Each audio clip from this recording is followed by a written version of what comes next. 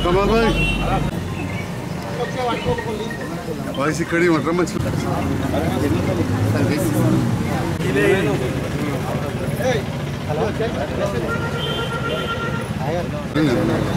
अंदर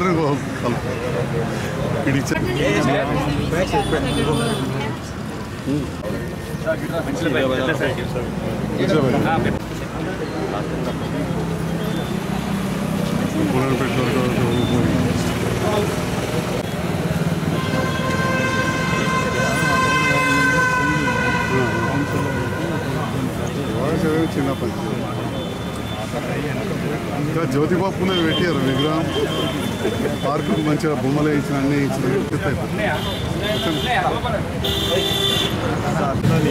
సండా లైటింగ్ అద్భుతంగా జల్దీ వెళ్తుంది పాకిస్తే పంతులు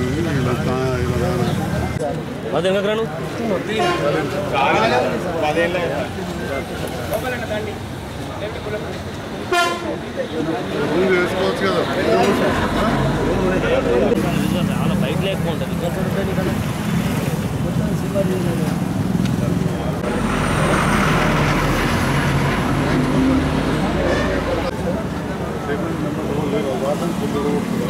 కలెక్టర్ గారు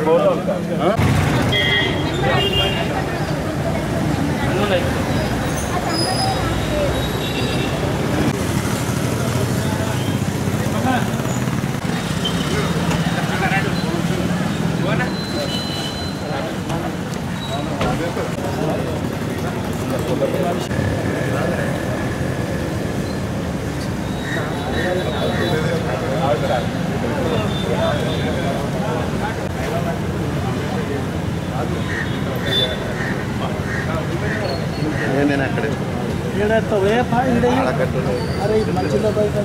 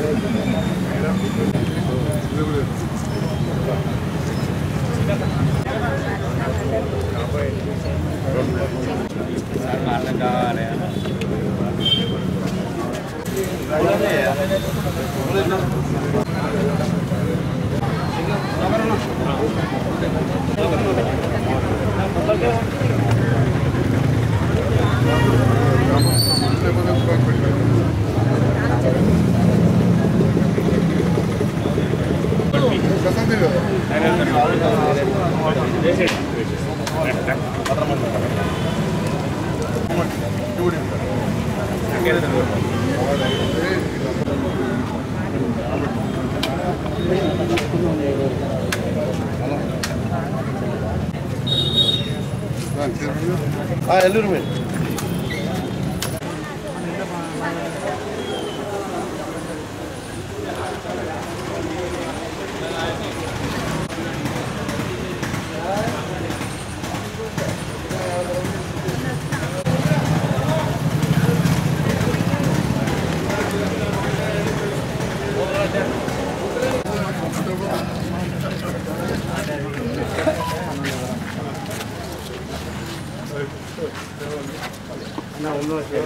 मेरा जीवित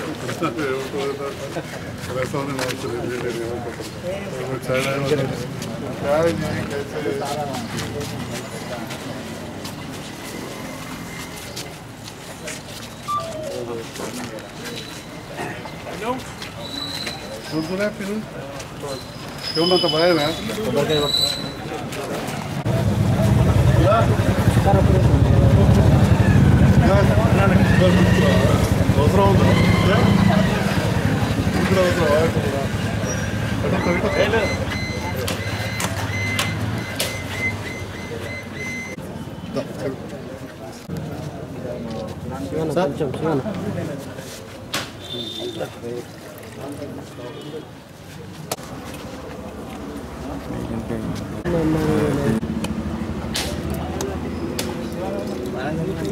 गांधी की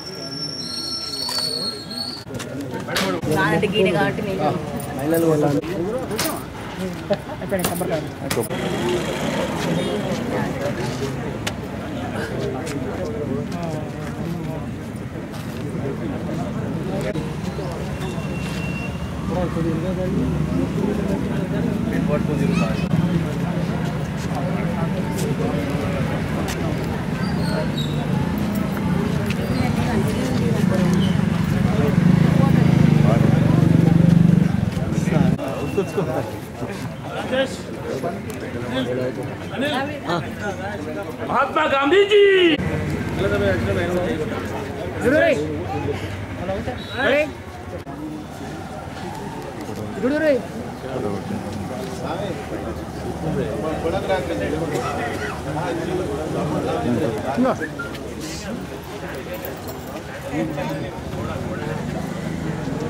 बोलो महात्मा गांधी की बोलो महात्मा गांधी की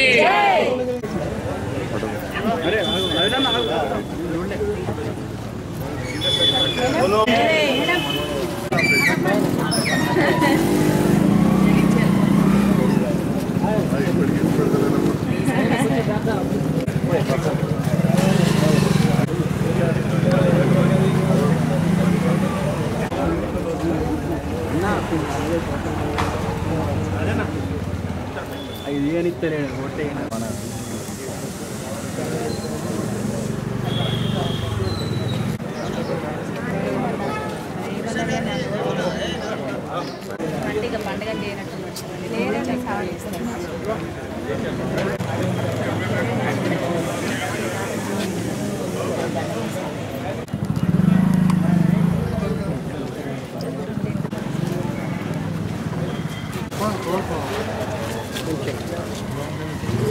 సార్ ఇక్కడ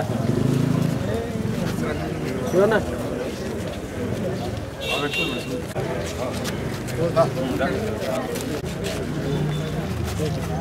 కారు తీసి పెట్టలేదేమో ఎటుపోతుంది. 156వ గాంధీ జయంతి కార్యక్రమానికి విచ్చేసిన గౌరవనీయులు మన సంజయ్ అన్న గారికి, మన చైర్మన్ గారికి, అలాగే మన గాంధీ గారు మన మన హక్కుల కోసం ఎంతో పాటుపడ్డారు. ఆయన చేసిన సేవలు మర్చిపోలేని, మన స్వాతంత్రం కోసము ఎంతో పాటుపడిన వ్యక్తి. అలాగే ఈ అవకాశం ఇచ్చిన ప్రజలందరికీ కూడా, ఇక్కడికి వచ్చిన అందరికీ ధన్యవాదాలు. గాంధీ స్వాతంత్రం కోసం బ్రిటిష్ పరాయి పాలన నుంచి అహింసా మార్గంలో ఈ దేశానికి స్వాతంత్రం సిద్ధించి మరి 76 సంవత్సరాలు జరిగిన ఆయన పేరు మీద అనేక కార్యక్రమాలు మరి ప్రభుత్వాలు చేస్తున్నాయి. మరి అహింసా మార్గాన్ని ఎన్నుకొని మనకు స్వాతంత్రాన్ని సాధించి పెట్టినటువంటి గాంధీ గారి మరి వారి యొక్క సేవలు ఈ జాతి మర్చిపోదు. మరి యువత కూడా నేడు అందరూ కూడా అహింసా మార్గాన్ని మరి మత్తు పదార్థాలకు అలవాటు పడకుండా ఏదైతే ఆయన సూచించిన మార్గంలో మనం ముందుండి మన దేశం కోసం, గాంధీ కోసం నివాళులు అర్పించాలని చెప్పి అందరికీ కూడా మరొకసారి గాంధీ జయంతి శుభాకాంక్షలు. ఈరోజు 156వ గాంధీ జయంతి సందర్భంగా మరి స్థానిక మంచినీళ్ళ బావి దగ్గరికి విచ్చేసిన జగిత్యాల శాసనసభ్యులు డాక్టర్ ఎమ్మెల్యే సంజయ్ అన్న గారికి, అలాగే వైస్ చైర్మన్ గోలి శ్రీనివాస్ గారికి, స్థానిక కౌన్సిలర్ పద్మావతి గారికి, అట్లాగే బాలశంకర్ గారికి మరి ఒక సాధారణమైన కుటుంబంలో పుట్టి మహాత్మా గాంధీ వరకు ఎదిగిన మరి ఘనత గాంధీజీ, మహాత్మా గాంధీజీ గారికి దక్కుతుంది. కాబట్టి మరి యావత్ ప్రపంచం గర్వపడేలా చేసింది మహాత్మా గాంధీజీ. కాబట్టి ఆయన అహింసా మార్గంలో వెళ్ళి యావత్ ప్రపంచానికి ఒక మార్గదర్శకంగా ఉన్నారు. కాబట్టి ఆయనకు మాత్రమే ఇలాంటి బిరుదులు దక్కుతాయి.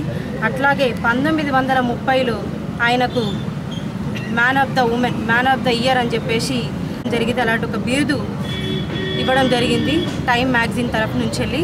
సో అట్లాంటి బిరుదులు ఒక ఆయనకు మాత్రమే దక్కుతాయి. అహింస మార్గంలో నడిచి శాంతియుతంగా చేయాలి, ఏ పోరాటం చేసినా శాంతియుతంగా చేయాలి. ఉప్పు సత్యాగ్రహం చేసి దాంతోపాటు స్వదేశీ విదేశీ బట్టలు బహిష్కరణ చేసి స్వదేశీ బట్టలనే వాడాలి అని చెప్పేసి అదొక్క మన సత్యాగ్రహంతో పాటు అది కూడా చేయడం జరిగింది. మరి దాంతోపాటు ఇలాంటి శాంతియుతంలో చేస్తేనే మనకు ప్రజలకు స్ఫూర్తిదాయకంగా ఉంటామని చెప్పేసి ఆనాడు ఆయన ఆలోచించాడు. కాబట్టి ఇలా దేశ ప్రజలందరికీ ఆయన ఒక స్ఫూర్తిదాయకంగా ఉన్నాడు. ఒక చెంప మీద కొడితే ఇంకో చెంప చూపించమని చెప్పారు. కాబట్టి మరి ఆయన ఎప్పటికీ ప్రతి ఒక్క దేశంలో ఉన్న ప్రతి ఒక్క పౌరుడికి ఆయన ఒక స్ఫూర్తిదాయకంగా ఉంటాడు. కాబట్టి ఈరోజు జగిత్యాల ప్రజలు కూడా ఆయనను, దేశ ప్రజలు కూడా ఆయనని స్ఫూర్తిదాయకంగా తీసుకొని అదే మార్గంలో నడవాలి. ఆయన ఆశయాలను, ఆయన ఆశలను ప్రతి ఒక్కరు నెరవేర్చాలని చెప్పేసి సందర్భంగా తెలియజేస్తూ మరి అవకాశం ఇచ్చిన ప్రతి ఒక్కరికి హృదయపూర్వక ధన్యవాదాలు. ఈరోజు భారత మాజీ ప్రధాని కీర్తిశేషులు లాల్ బహదూర్ శాస్త్రి గారి జయంతి కూడా రెండు కూడా ఒకటే రోజు రావడం చాలా అదృష్టంగా భావించాలి. ఎందుకంటే ఇద్దరు కూడా దేశ స్వాతంత్రోత్సవం కోసం పాటుపడినవారు. మహాత్మా గాంధీ ఏ పదవి కూడా నాకు వద్దు అని చెప్పి స్వతంత్రం కోసం దేనికైనా సిద్ధమైన వ్యక్తి వారు. దేశం క్లిష్ట సమయంలో ఉన్నప్పుడు ఆనాడు లాల్ బహదూర్ శాస్త్రి గారు ప్రధానమంత్రిగా బాధ్యతలు చేపట్టారు. ఇద్దరు జయంతి సందర్భంలో ఇక్కడ ప్రజలందరూ కూడా శుభాకాంక్షలు. మరి మహాత్మా గాంధీ అనగానే ప్రపంచం అంతా కూడా గుర్తు చేసుకునేది అహింస ద్వారా దేశానికి స్వాతంత్రం సాధించింది. భారతదేశం దాదాపు 800 సంవత్సరాలు విదేశీయుల పాలన మొక్కింది. అటు గజనీ మహమ్మద్ లాంటి వాళ్ళు వచ్చి దండయాత్రలు కావచ్చు, ఇటు బ్రిటిష్ పాలకులు రావడం కావచ్చు, వీటన్నిటి నుంచి విముక్తి కల్పించి భారతదేశానికి స్వాతంత్రం కల్పించి ఆ తర్వాత వారు, నెహ్రూ, సర్దార్ వల్లభాయ్ పటేల్ ఇంకా మిగతా అందరు నాయకులు ఆలోచన చేసి దేశాన్ని ఎన్నో విధాలుగా ముక్కలుగా మనకు అప్పచెప్తే చాలా సంస్థానాలను మన దేశంలో విలీనం చేయడం జరిగింది. ఇంతకుముందు భక్తులు మాట్లాడినట్టు గౌరవ కీర్తిశేషులు మహాత్మా గాంధీ జయంతి సందర్భంలో ఇక్కడ కార్యక్రమాన్ని ఏర్పాటు చేశారు. ఇవాళ ప్రపంచం చూస్తూ ఉంటే, పత్రికలు చూస్తూ ఉంటే అటు రష్యా యుద్ధం కావచ్చు, ఇటు ఇజ్రాయెల్ లెబనాన్ యుద్ధాలు కావచ్చు, ఇవాళ ప్రముఖ దినపత్రిక చూస్తే ఒకవైపు ప్రపంచ యుద్ధానికి దారి తీస్తామనే పరిస్థితి.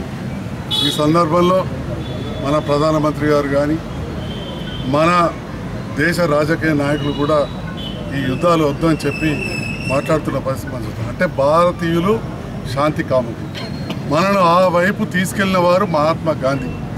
అందుకే ఇవాళ ప్రపంచంలో భారతదేశం గురించి ఎవరైనా మాట్లాడితే మొట్టమొదటిగా మహాత్మా గాంధీ గురించి మాట్లాడతారు. మరి ఆనాడు గొప్ప చదువులు చదివి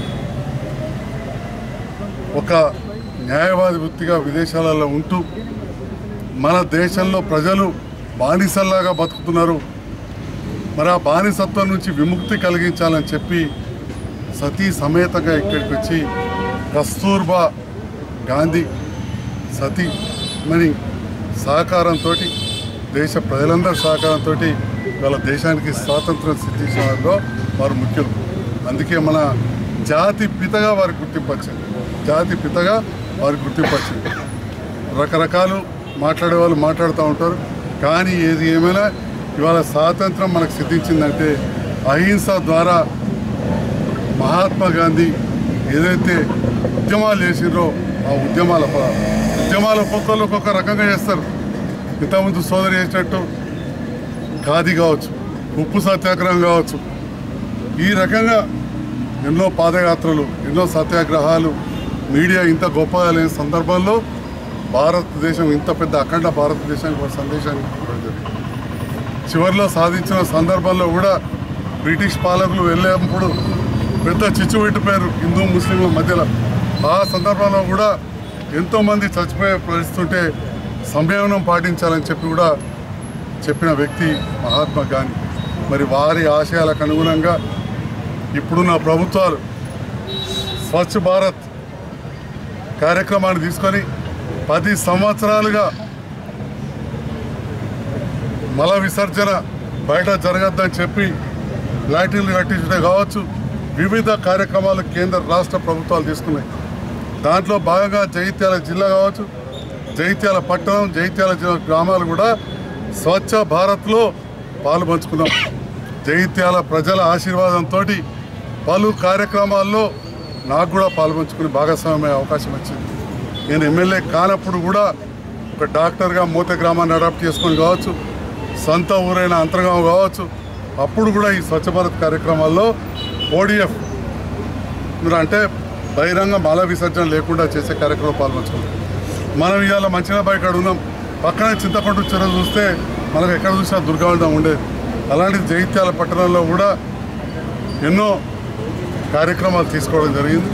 మరి మహాత్మా గాంధీ ఆశయాలకు అనుగుణంగా స్వాతంత్రం సిద్ధించిన తర్వాత, ఆనాడు స్వాతంత్రం రాకముందు కూడా వారు పాకి వాళ్ళని కూడా చిన్న చూపు చూడొద్దని చెప్పి లాటిన్లు అడిగిన విషయం మనందరికీ తెలుసు. మరి అలాంటి మహనీయుల్ని స్మరించుకుంటూ ఇవాళ స్వచ్ఛ భారత్ కార్యక్రమాన్ని తీసుకున్నాం. 10 సంవత్సరాలు పూర్తయింది. ఆ సందర్భంలో జగిత్యాల పట్టణాన్ని, జగిత్యాల నియోజకవర్గంలో ఉన్న గ్రామాలు కావచ్చు, స్వచ్ఛదనంతో పచ్చదనంతో ఉంచుకోవాల్సిన అవసరం ఉంది. మరి స్వచ్ఛ అంటే శుభ్రత, పరిశుభ్రత.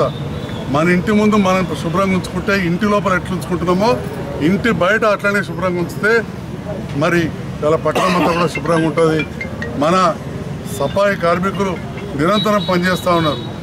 ఎంతమందిని పెంచినా సరిపోతలేదు, ఎన్ని ట్రాక్టర్లు అవి తెచ్చినా సాల్తలేవని చెప్పి మా కౌన్సిలర్ల మీద, మా చైర్మన్ గారి మీద, అధికారుల మీద ఒత్తిడి వస్తానండి. దానికి కారణం ఏంటంటే ఈ ప్లాస్టిక్ వాడకం కావచ్చు, మనం కూడా తీసుకొచ్చి ఎక్కడిదక్కడ మూలలో పడేస్తాడు. కాబట్టి మహాత్మా గాంధీ ఆశయాలు ఎప్పటికీ ఉండాలంటే, వారి ఆత్మ శాంతించాలంటే స్వచ్ఛ భారత్ విషయంలో కావచ్చు, శాంతి విషయంలో కావచ్చు, అహింసా మార్గం పోకుండా ఉండడం కావచ్చు, అసాంఘిక కార్యక్రమాలకు దూరం ఉండడం కావచ్చు, అశ్లీల కార్యక్రమాలకు దూరం ఉండడం కావచ్చు, లేదా దురలవాట్లకు దూరం యువత ఉన్ననాడు వారి ఆశయాలు సాధించినట్టు. స్వతంత్రం అంటే ఒక్క ఎలక్షన్లు వచ్చుడు, ప్రధానమంత్రులు అవ్వడం, ఎమ్మెల్యేలు అవ్వడం, కౌన్సిలర్లు, చైర్మన్లు కాదు.